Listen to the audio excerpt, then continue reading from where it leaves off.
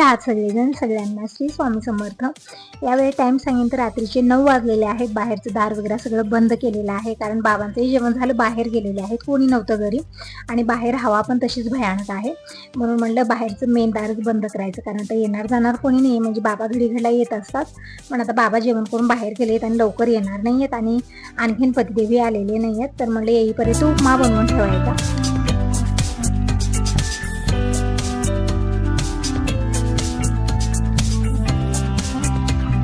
इकडे रवा भाजून ठेवलेला आहे. अगोदर तर मी तव्यामध्ये भाजत होते, पण तितका रवा येतच नव्हता पूर्णपणे आणि खाली सांडत पण होतं. म्हणून म्हणलं कढई ठीक आहे. हे अल्युमिनियमच्या कढईमध्ये मी स्वयंपाक वगैरे बनवत नाही, पण काही भाजण्याचं वगैरे काम आहे तर ही कढई मी घेत असते. सगळं व्यवस्थित भाजलं जातं, करपण्याचं कसलं टेन्शन नाही, कारण या कढया खूप जाड असतात. त्यामुळे इकडं उपमा बनवण्यासाठी मी फोडणी तयार केली. म्हणजे अगोदरच मी कांदा, टोमॅटो, हिरवी मिरची चिरून घेतलेली होती. इकडं फोडणी तयार झाली, नंतर पाणी टाकलं, चवीपुरतं मीठ टाकलेलं आहे. तोपर्यंत रवा पण छान थंड झालेला आहे. तर आता रवा मी डब्यात भरून ठेवते. तसं तर 2 किलो रवा यावेळेस आणलेला आहे, पण रवा असाच ठेवला ना खराब होतो, किडे होतात त्यामध्ये. तर रवा ना हलकासा भाजून ठेवायचा, म्हणजे रवा खराब होत नाही, किती दिवस मध्ये किडे वगैरे होत नाही, जाळीजुळी होत नाही. पण आता ते रवा मी उद्या भाजणार आहे. आता मी तो थोडासा भाजलेला, जी छोट्या डब्यात मी काढलेला होता, आणि यामधला अर्धा रवा मी इकडे उपमा बनवण्यासाठी घेतलेला आहे आणि अर्धा मी डब्यात भरून ठेवला. छान थंड झाल्यानंतर तोपर्यंत इकडे जे आधण ठेवलेलं होतं त्याला उकळी आलेली आहे. रवा टाकलेला आहे, छान मी मिक्स केलं आणि कमी गॅसवरती झाकून ठेवलेलं आहे. तर मस्त असा उपमा बनवून तयार झालेला बघू शकता.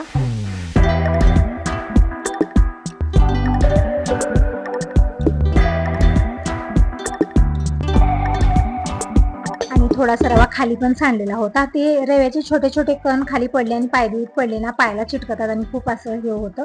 म्हणून अगोदर मी स्वच्छ पुसून घेतलेला आहे. इकडे उपीट पण बनवून तयार झालेले. गॅस बंद केला, आता यांचा वेट करत आहे.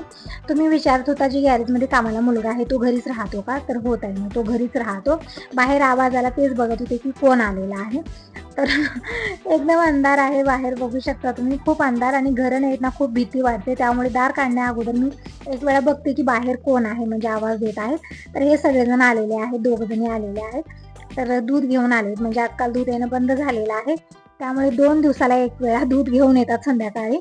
आणि आज मी कवर शिवलेलं होतं कारवर झापण्याचं, तर ते पण झापत आहेत. कार आज दारासमोर थांबवलेली आहे, म्हणजे इव्हनिंगलाच घेऊन आले होते. बाबा बाहेर गेले होते, तर त्यांना घेऊन कारमध्ये आले आणि कार इथंच थांबून गेलेले होते.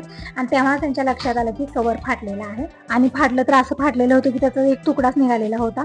तर चारही बाजूला शिवून मी तो जुडवलेला आहे आणि व्यवस्थित त्या कारवरती आता ते झापता आलेलं आहे. तर कारवरती वगैरे सगळं कवर केलेलं आहे व्यवस्थित. आणि तोपर्यंत मी दूध गरम करते. तर काल दूध आणलेलं होतं ते पण नुसतं पाणी पाणीच होतं.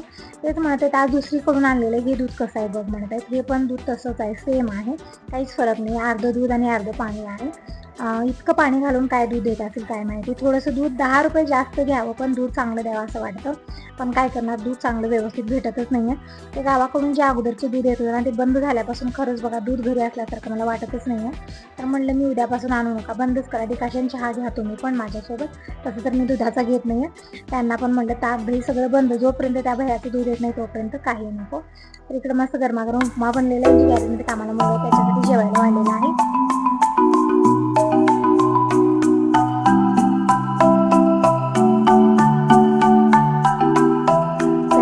उपमा आणि लिंबू दिलेला आहे, म्हणजे गॅरेजमध्ये कामाला मुलगा आहे त्याच्यासाठी जेवायला वाढलेलं आहे. भाकर, भाजी, भात, वरण आणि उपमा पण दिलेला आहे थोडासा. आणि आज मी दुपारी बोटव्याची खीर बनवलेली होती, कारण हे भिजून आलेली होती. त्यामुळे म्हणजे पावसाळ्या दिवसामध्ये बोटव्याची खीर खाणं खूप फायदेशीर असतं. म्हणजे सर्दी खोकला जी त्रास होतो ना, तो होत नाही, थोडंसं प्रमाण कमी होतं त्याचं.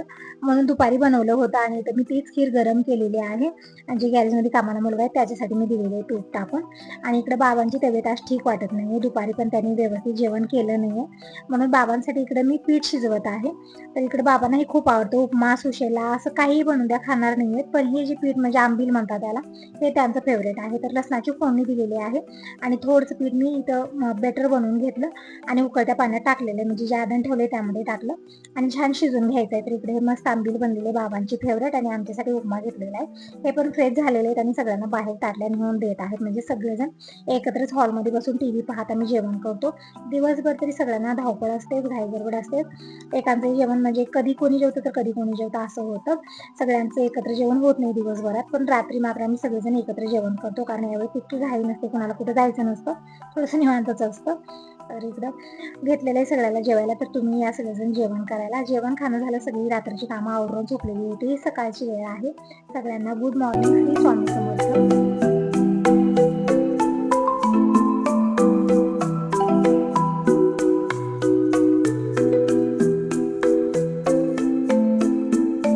यावेळी टाइम सांगितलं तर सकाळचे 6:30 वाजलेले आहेत. आजचा वार आहे सोमवार, तारीख आहे 6 जुलै. तर सगळी मॉर्निंगची कामं आवरलेली आहेत आणि ते जी पाला दिसत आहे ना, तेच आणण्यासाठी बाबा गेलेले होते काल गावी. म्हणजे इथं कुठे जवळपास भेटत नाही, म्हणत आहेत कुठेतरी डोंगरात असतं ते आयुर्वेदिक पाला आहे. मला काही समजत नाही, पण बाहेर ठेवले ते दाखवलं तुम्हाला. आणि आज पारिजातीचे 3 फुलं उगवलेले आहेत, बघू शकता तुम्ही. खूप सुंदर, याचा कलर मला खूप आवडतो. खूप सुंदर कलर आहे आणि फुलं पण खूप सुंदर आहेत. तर देवपूजा करते वेळेस मी ती फुलं तोडून घेणार आहे. अगोदरच तोडेन तर सुटतील म्हणून मी तोडलेले नाहीये. आता मी आलेले किचनमध्ये आणि अगोदर मी स्वयंपाक बनवून घेते आणि पूजेला मला थोडासा लेटच होतो. तर इकडं आज मी उसळ बनवणार आहे आणि वरण भात आणि जे रोजचा स्वयंपाक आहे तेच बनणार आहे. तर डाळ तरी मी कुकरला अगोदरच लावलेली, ती डाळ शिजलेली आहे, त्या वेगळ्या भांड्यात काढून घेतली. कुकरमध्ये थोडंसं पाणी गरम करून घेतलेलं आहे वरणात टाकण्यासाठी. आणि रवीने इकडं डाळ मी छान घाटून घेतलेली आहे, थोडंसं पाणी टाकलेलं आहे. चिंच टाकून इकडं पाणी मी गरम करून घेतलं.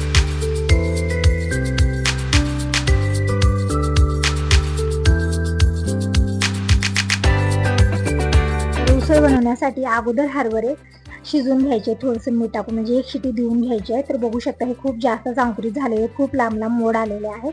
म्हणजे एक 4-8 दिवस ठेवले ना असे मोड येतात.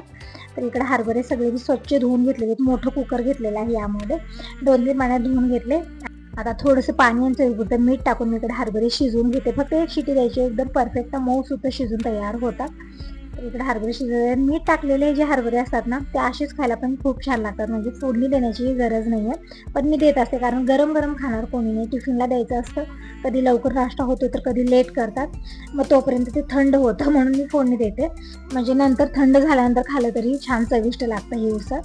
इकडे खाली बसून निवांत मी कांद्यावरची साल काढून घेतली. एकदम छोटी छोटी कांदे आहेत आणि खराब पण झालेले आहेत काही, त्यामुळे निवांत खाली बसून मी ती साल काढून घेतली पूर्णपणे. आणि कांदे स्वच्छ धुवून घेतलेले आहेत इकडं, कारण कांद्यावर ना खूप असं काळपटपणा आणि खूप खराब हे कांदे वाटतात, त्यामुळे 2-3 पाण्याने स्वच्छ धुवून घेतले. आता कांदा, टोमॅटो, हिरवी मिरची, कोथिंबीर हे सगळं मी बारीक चिरून घेते. म्हणजे उसळ बनणार, वरण बनणार, भाजी बनणार, त्या हिशोबाने इकडे सगळं मी चिरून घेत आहे, भाज्या निवडून घेत आहे.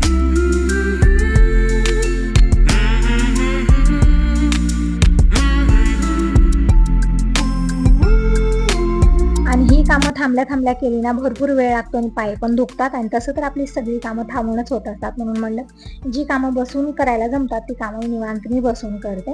तर इथं कांदा थोडासा जास्त प्रमाणात मी चिरून घेतलेला आहे आणि हिरवी मिरची एकदम बारीक मी चिरून घेतली, म्हणजे उसळमध्ये मला टाकायची आहे.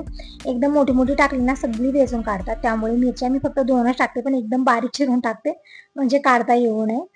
आणि इकडे दोडके घेतलेले आहेत, म्हणजे दोडका टोमॅटो मिक्स भाजी मी बनवणार आहे. एकच दोडका ठेवलेला आहे फ्रीजमध्ये, म्हणजे आता भाज्या संपलेल्या आहेत, फक्त शेवग्याची शेंगच आहे. तर म्हणलं आज दोडका टोमॅटो मिक्स भाजी बनवायची. वरण तरी बनतच आहे, पण कुठली तरी एक सुकी भाजी बनते टिफिनला.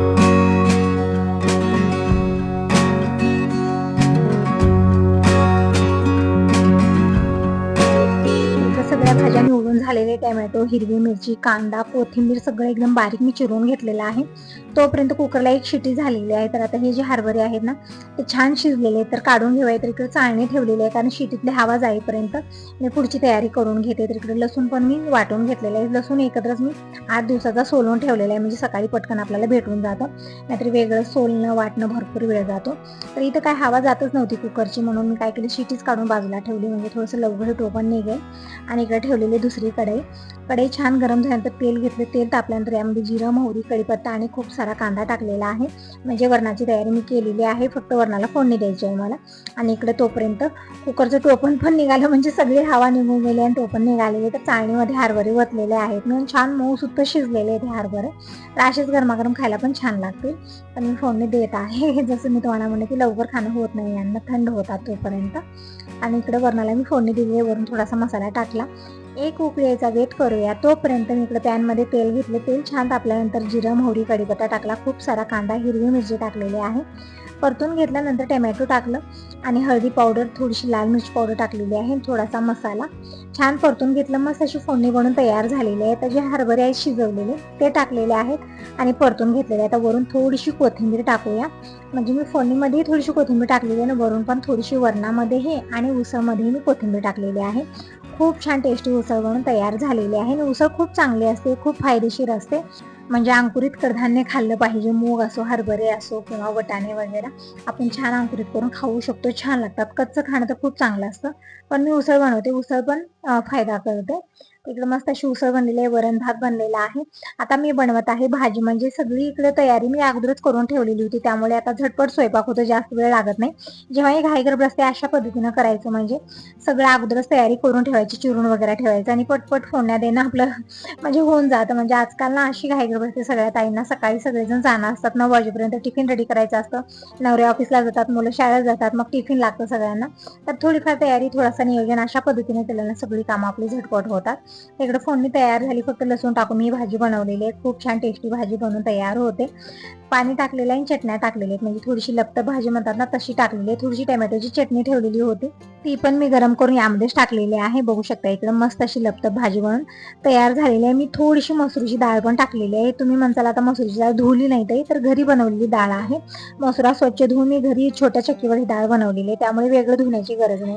तर मुठभर इकडे मी मसुरीची डाळ टाकलेली आहे. आता मस्त इकडे भाजी बनत आहे. तोपर्यंत जेही डबे होते, मसाले डबे वगैरे सगळं मी ठेवलं. जेही पसारा असतो ना भाजी बनेपर्यंत असतो. एक वेळा भाज्या बनल्या की मग सगळा पसारा जे आहे ना जिथल्या तिथे मी ठेवलेला आहे. आता फक्त मला भाकरी बनवायची आहे.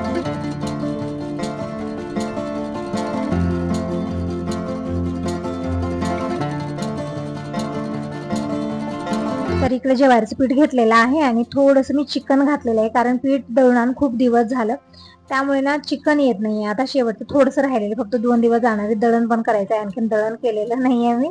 म्हणजे 3-4 दिवस झालं म्हणत आहे की दळण करायचं आहे, दळण करायचं आहे, पण त्याचा काही मुहूर्त लागे ना.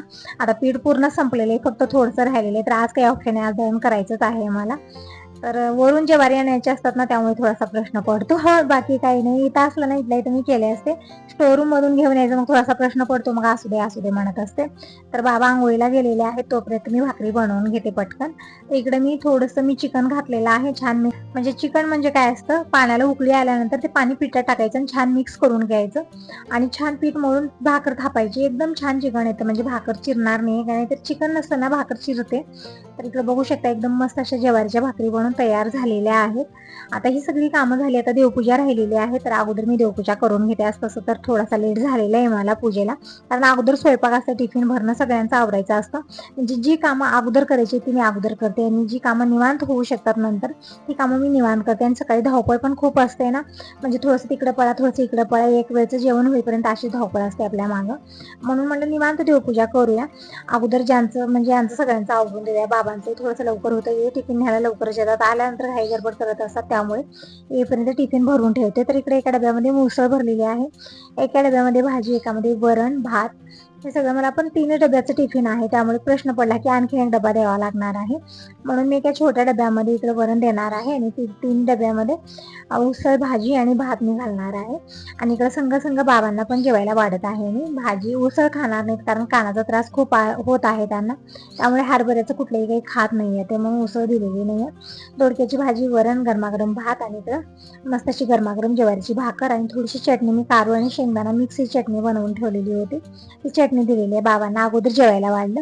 आता टिफिनमध्ये सगळं भरलेलं आहे, फक्त टिफिन मला पॅक करायचं आहे. टिफिन पण पॅक झाला, आता भाकर रॅप करून देते. तर एक कपडा घेतलेला, कपड्यामध्ये भाकर रॅप करून देते. आणि इकडे वरण टिफिनमध्ये तरी मला घालता आलेलं नाही, कारण डबेच नाही, 3 डबे आहेत, म्हणून एका वेगळ्या छोट्या डब्यामध्ये मी वरण टाकून दिलेलं आहे. याचं टोपण खूप लूज आहे, म्हणून मी कवर घातलेलं आहे त्याला व्यवस्थित. आणि इकडे भाकरी मी कपड्यामध्ये रॅप करून दिलेल्या आहेत. तर झालेले टिफिन भरून, तरी मोठी कामं झालेली, खूप मोठी कामं वाटतात मला हे सकाळी 1 वेळचं होईपर्यंत.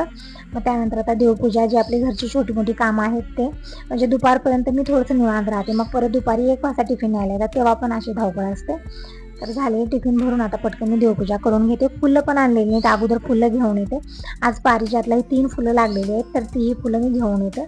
तर एक गुलाबाचंही फुल लागलेलं होतं आज, तर फुलं मी सगळी घेऊन आलेली आहे तोडून. आणि इकडे पारिजातचं फुल तोडेपर्यंत गुलाबाचं फुल उडून गेलेलं होतं. म्हणजे हवा अशी भयानक आहे ना, वैताग आलेला आहे हवेचा. तर इकडे हे फुल तोडते ना फक्त पाकळ्याच आल्या. तर असं झालं, थोडंसं नाजूक असतात ना खूप फुलं. तर हे फुलं तोडून घेतलेले, गुलाबाचं फुल तोपर्यंत उडून गेलेलं होतं. तर झाले मस्त अशी कलरफुल फुलं मी घेऊन आलेली आहे आणि देवाला स्नान घातलं, देवपाट्यात विराजमान केलं. हळदी कुंकू चंदन वाहिलं, फुलं वाहिलेली आहेत, दिवा लावून घेतला आणि देवपूजा झालेली आहे. तोपर्यंत कपडेही मी मशीनला लावले. तर सगळीच कामं झाली. हाच होता आजचा व्हिडिओ. आवडला तर लाईक करा, सबस्क्राईब करा. Bye bye, take care.